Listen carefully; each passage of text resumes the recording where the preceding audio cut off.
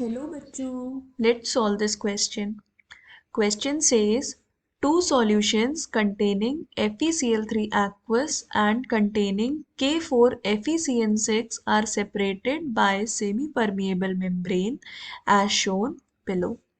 If FeCl3 on reaction with K4FeCN6 produces blue color of FeCN6, the blue color will be noticed in A, B, in both A and B, neither in A nor in B. तो question में कह रहा है कि FeCl3 और K4FeCN6 का हमारे दो एक्वस सॉल्यूशन बनाए, उनको हमने सेपरेट किया सेमी परमिएबल मेम्ब्रेन के थ्रू और हमारा ब्लू कलर फॉर्म हो रहा है Fe4FeCN6 के फॉर्मेशन की वजह से। Fe4FeCN6 कैसे बना? K4FeCN6 और FeCl3 के रिएक्शन करने पे। अब हमको बताना है कि ये ब्लू कलर जो बन रहा है ये कहाँ पर बन रहा है, ए पर, बी पर, या फिर दोनों जगह ही ए एंड बी, या फिर दोनों में से कहीं पर भी नहीं। तो आइए देखते हैं। तो ये हमारा ए है पार्ट, ये हमारा बी सेक्शन है, ये बीच में जो हमारा सेपरेशन है वो हमारा है सेमी परमिएबल मेम्ब्रेन लगी हुई है, इसको हम लोग SPM लिखते रहे, सेमी परमिएबल मेम्ब्रेन। तो इसको सॉल्व करने के लिए आइए इसके की पॉइंट्स देखते हैं। की point,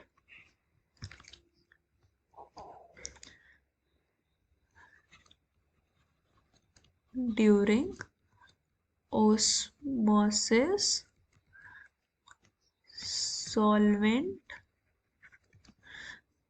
flow from low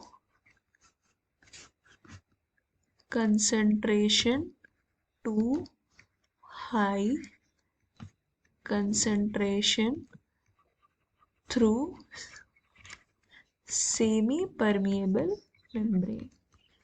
osmosis process में सॉल्वेंट जो होता है वो हमारा फ्लो करता है लो कंसेंट्रेशन से हाई कंसेंट्रेशन की तरफ through semi permeable membrane.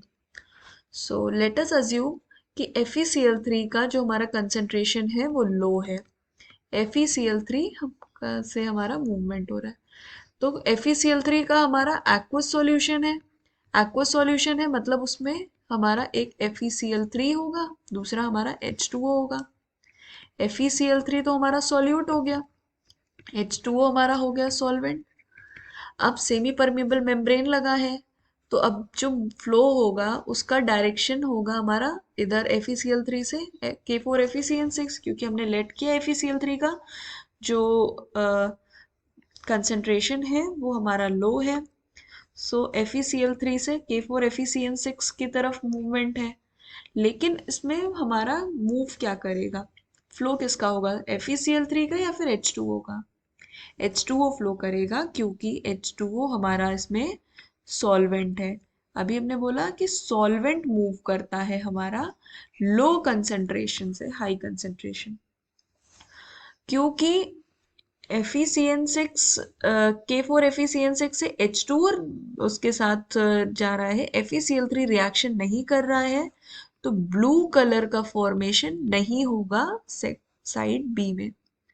Same ऐसे ही अगर हम लेट कर लेते हैं कि K4FeCN6 हमारा लो कंसेंट्रेशन पर है और FeCl3 हमारा हाई कंसेंट्रेशन पर है, तो वाटर का मूवमेंट होगा हमारा सेमी परमिएबल मेम्ब्रेन की वजह से, वाटर इसमें सॉल्वेंट होगा, उसका मूवमेंट होगा इधर से इस तरफ, और यहाँ पर भी हमारा ब्लू कलर का फॉर्मेशन नहीं होगा, तो फिर रिएक्शन टेक प्लेस नहीं हो पाएगी, क्योंकि FeCl3 और K4FeCN6 आपस में रिएक्ट ही नहीं कर पाएंगे, तो ब्लू कलर का फॉर्मेशन कहीं पर भी नहीं होगा। इसका हमारा डी पार्ट करेक्ट होगा।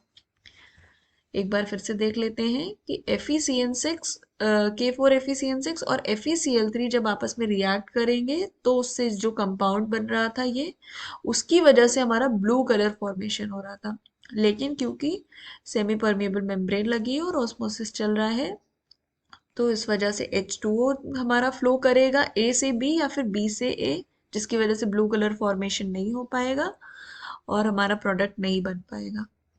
आई होप आपको ये सॉल्यूशन समझ में आया हो। All the best for your examination. Thank you.